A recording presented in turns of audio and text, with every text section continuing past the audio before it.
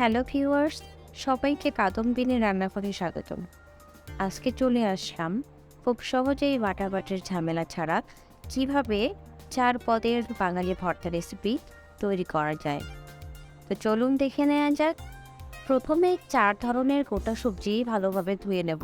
আমি একটি আলু, একটি পটল, একটি টমেটো এবং অর্ধেক বেগুন নিয়েছি। আপনারা চাইলে এর চেয়ে বেশিও নিতে পারেন। এরপর একটি কড়াই অথবা প্যানে আধা লিটার পরিমাণ পানি নিয়ে চুলায় বসিয়ে দেব। পানি হালকা গরম হয়ে আসলে গোটা সবজিগুলো পানিতে দিয়ে ঢাকনা দিয়ে রেখে দেব, যেন সেদ্ধ তাড়াতাড়ি হয়। সবজিগুলো সেদ্ধ দিয়ে ভর্তার জন্য পরিমাণ মতো পেঁয়াজ, রসুন কেটে নেব।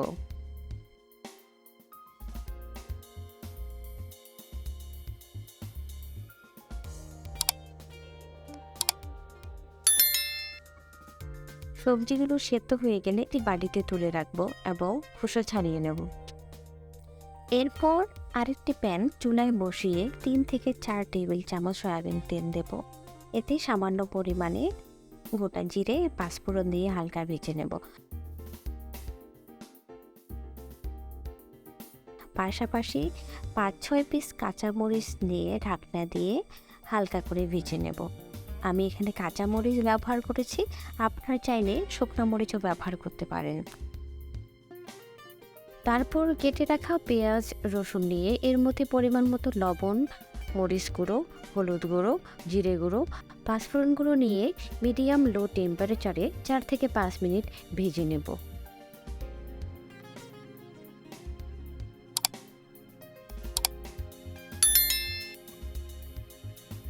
যখন মিষ্টটি ব্রাউন কালার হয়ে আসবে তখন আপনারা এটি তুলে ফেলতে পারেন। মিষ্টটি ভাজা সম্পূর্ণ হয়ে গেলে আমি এটি একটি বাটিতে তুলে নেব। সেদ্ধ করে রাখা বেগুন একটি বাটিতে অথবা প্লেটে নিয়ে পরিমাণ মতো ভেজে রাখা পেঁয়াজ, রসুন, মরিচ ভাজিটি আমরা সেখানে মিক্স করব এবং এটি আমরা মাখবো। আমি এখানে মাখার জন্য চামচ ব্যবহার করেছি, আপনারা চাইলে এটা হাত দিয়েও মিশিয়ে নিতে পারেন।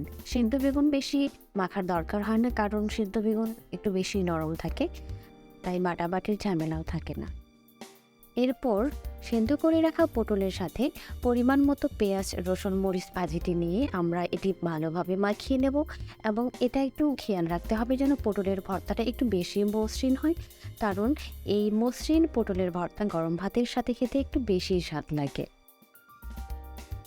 এরপর আমি তৈরি করব তৃতীয় পদের ভর্তা রেসিপি। টমেটোয় কিছু পানি থাকায় আমি টমেটো থেকে পানিটা চেপে বের করে নিয়েছি এবং এর সাথে আমি এখন পরিমাণ মতো পেঁয়াজ, মরিচ, রসুন ভাজিটি মিক্স করে নেব। আপনারা যদি কেউ ঝাল বেশি পছন্দ করেন তাহলে এখানে আপনারা বেশি একটু ঝাল অ্যাড করতে পারেন। এরপর আমি বানাবো আমাদের সকলের পছন্দের একটি ভর্তা রেসিপি, বাঙালিদের খুব কমন একটি ভর্তা, আলু ভর্তা।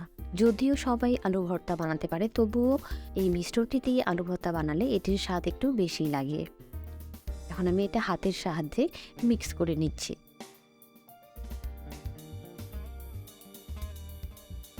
তৈরি হয়ে গেল খুব সহজেই বাটাবাটির ঝামেলা ছাড়াই 4 পদের বাঙালি ভর্তা রেসিপি। আপনাদের কাছে কেমন লাগলো সেটা অবশ্যই কমেন্ট করে জানাবেন। এর মধ্যে আমি সার্ভ করে নিচ্ছি।